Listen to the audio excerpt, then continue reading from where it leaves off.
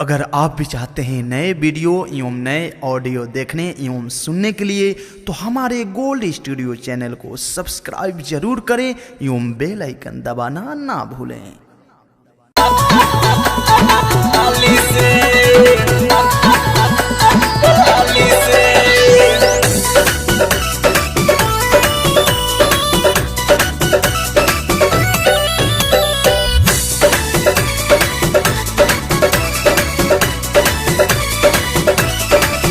जन छिपाई बात बताई हमके हाली से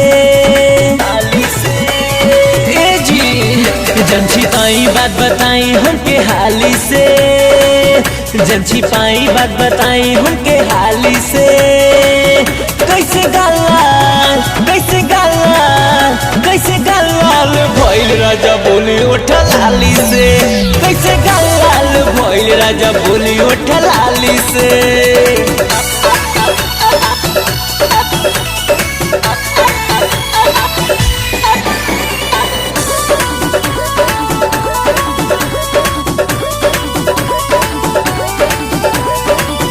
मरले बानी माजा राजा चोरी चुपे हमरा से। ऐनी सब करम कहके घरवा के बहरा से। मरले बानी माजा राजा चोरी चुपे हमरा से। ऐनी सब करम कहके घरवा के बहरा से। कल छुलर काटे आखिर के कठाली से। कल छुलर काटे आखिर के कठाली से। कैसे गालाल भइल राजा बोली उठा लाली से। कैसे गालाल भइल राजा बोली उठा लाली से।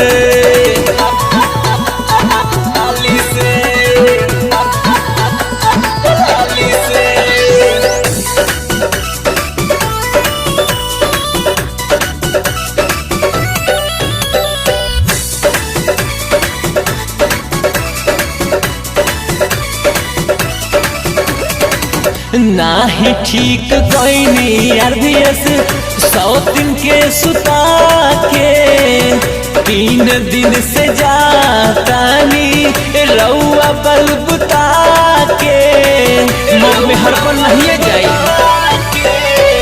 ठीक नाही कोई रासन 100 दिन के सुता के।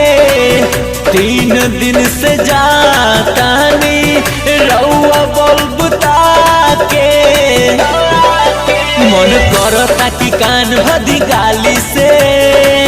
मन करता कि कान भदी गाली से। कैसे गालाल भइल राजा बोली उठा लाली से।